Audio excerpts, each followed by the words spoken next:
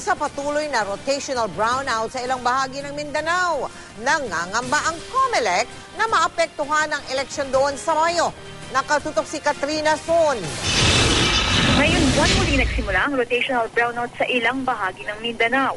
Sa Zamboanga, Sibugay, 5 oras na brownout ang nararanasan at inaasahang aabot pa sa 7 oras sa Abril dahil daw sa mababang supply ng kuryente.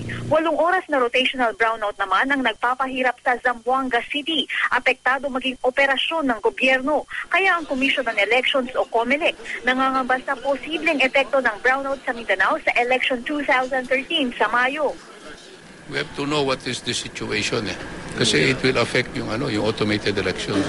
So we don't want to use the battery. Delikado rin yun. Mas mabuti na yung regular power.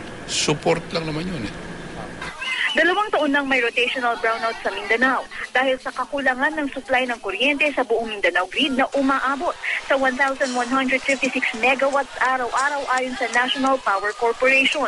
At dahil sa eleksyon, may direktiba na mag-ipon ng kuryente para matiyak na walang brownout mula May 13 hanggang May 19. Tiniyak din ni Pangulong Noynoy Aquino na handa ang Department of Energy para tugunan ang problemang kuryente sa Mindanao sa darating na eleksyon. Yung immediate solution will probably be a diesel-powered plant. Bakit diesel? Yun ang pinakamabilis na maitatayo. Mechanical yan. At naka-imbak yung, alam naman yung kuryente sa Mindanao, karamihan hydro. So naka-imbak yung tubig to ensure precisely na may adequate na electricity, especially for election day. Nagbuo naman ang DOE ng Power Task Force Election 2013 na titiyak na tuloy-tuloy ang supply ng kuryente bago at sa mismong araw ng eleksyon.